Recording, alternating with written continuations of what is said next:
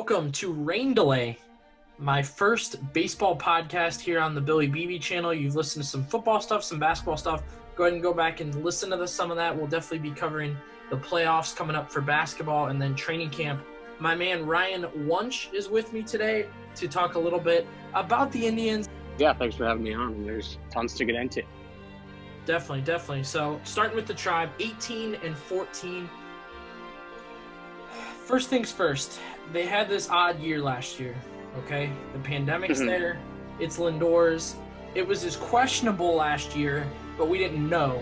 Everybody it was looming, but nobody actually knew if it would be, and I think that, like we already talked about, that was awkward. That was a little weird. People were kind of eerie about. You trade Bauer and Clevinger, who had become fan favorites. They were part of the 22-game win streak. Obviously, Bauer had been there a long time. We got him for Shin-Soo Choo, and he was a top prospect and was obviously very good. This year, guys are starting with a pretty exciting start, starting to see, the fruits of some of those trades maybe paying off, actually. You see guys in the bullpen that are doing well. You see guys like Andres Jimenez and Med Rosario, who, they might not be perfect fits, but they're young guys who hold a lot of value in their career going forward. Some other key signings like Eddie Rosario. So we were talking about Bauer. Right. And you made great points. He's good for baseball. He's fun for baseball. But I think you said naturally the Indians move on from him. Here's the key. The Indians are used to trades. For example, Bartolo Colon. They trade Bartolo Colon. You get a young Double-A Grady Sizemore and a Double-A Cliff Lee. Grady Sizemore was a star at one point. Cliff Lee won a Cy Young. Jake Westbrook, you trade for Corey Kluber, but you see Corey Kluber 4 years later. Some other trades in between there, right? Some guys here's and there's of trades. This was different, and I think that's what a lot of Indians fans failed to realize, especially not to group anyone, but I would say older fans just got a little upset and kind of said, oh, here we go again. Bauer's out, Clevinger's out, Kluber's out. And they get upset, and they get, rightfully so, they're moving on from such a great run. However, the key here, Ryan, is, and I appreciate the fact that this is very difficult to do. It's hard to look these guys up, and it's hard to judge from minor league numbers and major league numbers early.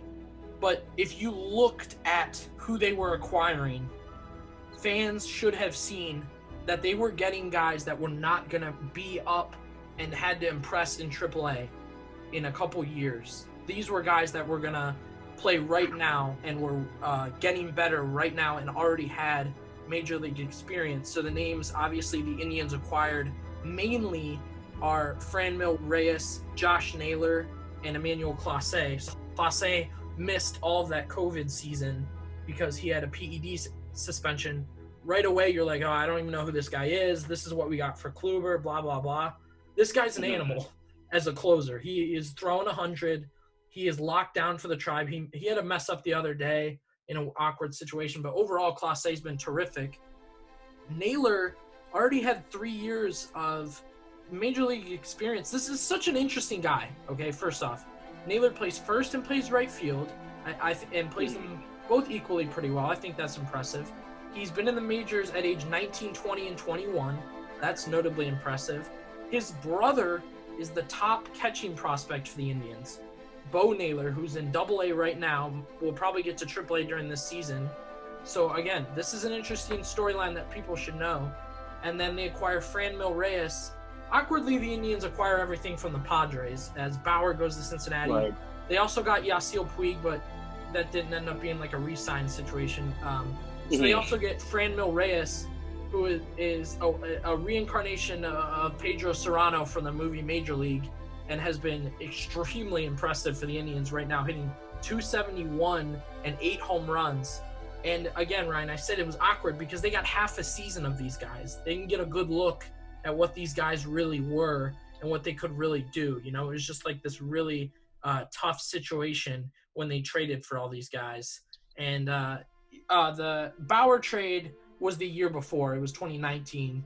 And then the Clevinger trade was in COVID. But, they're finally getting a glimpse at what these guys really are, especially Naylor, who's been extremely impressive, hitting .265, again, playing two positions in the field. And then, like I said, Clase has just been this animal as a closer. So I feel like it was tough enough for Tribe fans to kind of decipher what these trades were bringing out. But now they're finally seeing who these guys are. Obviously, you're kind of a part-time Indians fan at this point, but it's kind of interesting that they went for these trades that were like immediate flips. You know what I mean? Yeah, I think they still had, half a roster even after getting rid of some of the guys they got. They had some good pitching coming up quick. They thought they could, sign someone at a less expensive rate for, corner outfield and shortstop. I think that, they wanted to show to everyone, even we just hit the World Series. It's not worth going all the way back to the bottom. We have half a roster right now, so why not try and make a quick turnaround here and put together a nice, young, exciting team that has potential to do successful this year and, a couple of years going forward as well. Great insight there. Yeah, like you said, there's still a half a roster. Jose Ramirez, this is still a hot take, but I said, hey, when the summer hit, especially after Lindor had performed over the past 2 years, I went out there and I was like, I'd rather have Ramirez at this point. He's more consistent. His slumps are not necessarily slumps. They're week-long, not month-long, which, we'll get into Lindor more in a minute. But Ramirez, again, has come back swinging this year. 259. He leads the Indians in home runs. He's been a second baseman, a shortstop, a left fielder. Finally, he's settled in. He's a really good third baseman. He's a good face of the franchise. And not often did the Tribe get to do this, but they've done it a couple times. In year 4, they got Ramirez. In year 4, they got Ramirez to sign this little weird, I call it the Dolan extension, where it's not that giant extension that's going to make the news.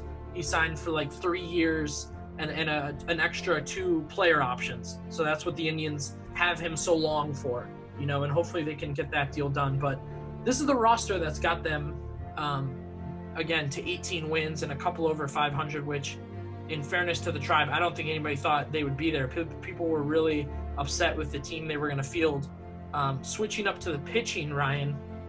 Mm-hmm. For an outside Indians fan, again, this is a storyline people may not know but need to understand.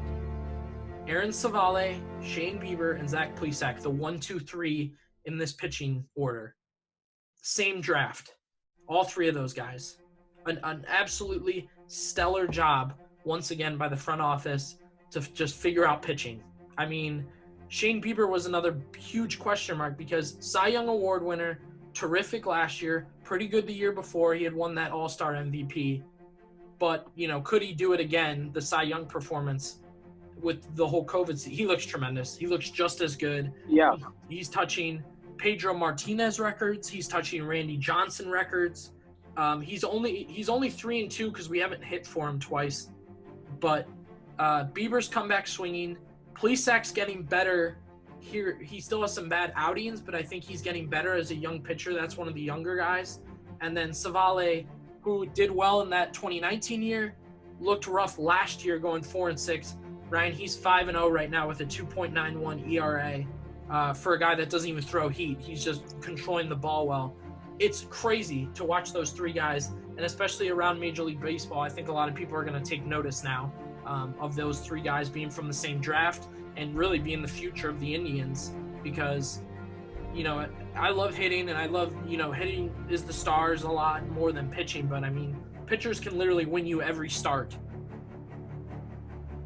Right, yeah. I think the Indians, we've seen this for a long time from them. They've always seemed to be reaching deep into their system, guys that they draft. You look back, guys like Justin Masterson and some of the guys you see now, Corey Kluber, these guys seem to come out of absolute nowhere, and now it's Shane Bieber who's holding that title of the ace on the roster.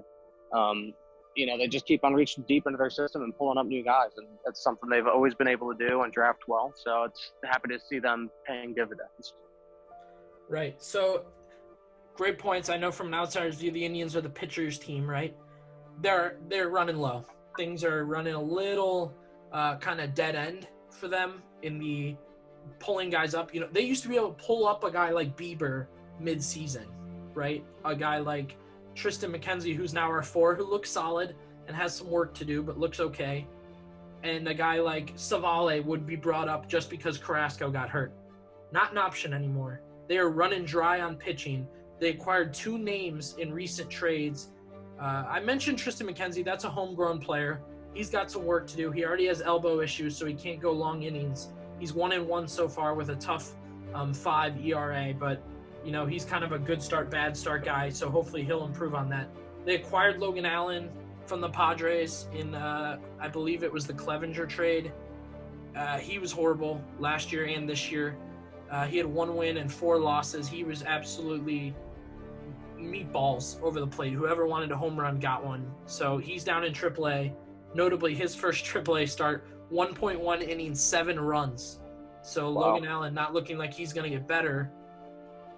Your next option in the minors is Scott Moss, who, again, we're taken from the Padres. We took so many names from the Padres.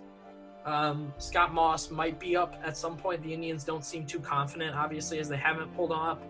And then we thought Cal Quantrill could be the 5 and was competing with Logan Allen, but he's adjusted to bullpen life. And I'm not sure how you get out of that because, obviously you're pitching every other day. Like, he closed things out against Cincinnati last night with a 9-1 lead. So I like Quantrill. I've seen him go long innings before. I've seen him go short innings. I wish Tito would just make him the 5th starter. That'll be an interesting talk for us right now, Ryan, because the Mets are doing the same thing. The 5th pitcher, at least last week, we'll see what the Indians do in the coming week, especially with they've been trying to use the whole day off, then you can just go to 4 pitchers. But they've been going bullpen you try and use 2 guys from the bullpen to go 5 innings. They used Phil Maton for an inning and a half, Sam Hentges until the 6th, and then they go to the rest of the bullpen. The Mets are doing the same thing right now with Carrasco not there and some other pitches missing to injury. Syndergaard is out as well for the summer. It's interestingly enough, it's a smart strategy, I think, for some of these guys to pull up, rather than, whether you guys have someone in the system or not ready to come up to that next level, rather than jeopardizing their first starts of their career, let them stay down there, don't force it. And if your bullpen is deep enough and you have that one guy who can anchor that big 4-inning stretch, it seems to be a creative little way to work in that 5th start when you're short on guys.